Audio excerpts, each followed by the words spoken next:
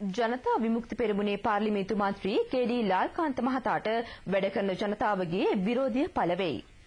එක්සත් ජාතික පක්ෂයත් දෙමළ සංධානයත් LTTE ආශිර්වාද මතයේ ක්‍රියාත්මක කිරීමට ගිය වැඩපර්චනය මුළුමනින්ම අසාර්ථක වූ බව පැහැදිලිවම අවබෝධ කරගෙනත් වැඩ කරන ජනතාව පාවා දෙමින් ඊයේ පාර්ලිමේන්තුවේදී ලාල්කාන්ත මහතා කළ ප්‍රකාශය වැඩ කරන ජනතාව හෙලා දකිති. මෙම ප්‍රකාශය හෙලා දක්මින් අද ආයතන කිහිපයක උද්ඝෝෂණ ව්‍යාපාරද සංවිධානය කර තිබුණි.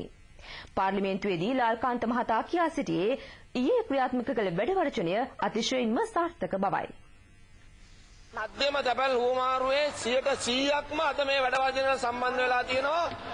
කොළඹ තැපැල් මූලස්ථානයේ 100%යි.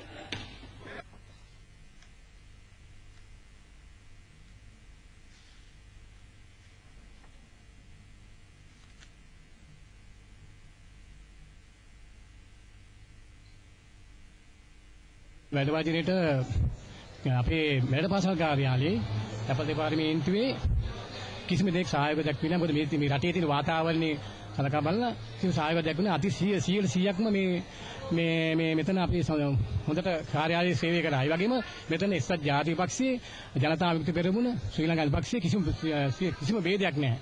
හැමෝම මේ අවංකවම මේ කාර්යාලයේ පැවැත්වීම සඳහා මේ කටයුතු කරා. කවුරු හරි කියනවා නම් මේක 100%ක් මේ වැඩවර්ජන සාතය කියලා ඒකම තරයේ ප්‍රතික්ෂේප කරනවා. බස් වලින් 10%ක් නතර කරලා තියෙනවා. 10%යි. අකුරැස්ස විතරක් ගත්තොත් 100%ක් නතර වෙලා තියෙනවා.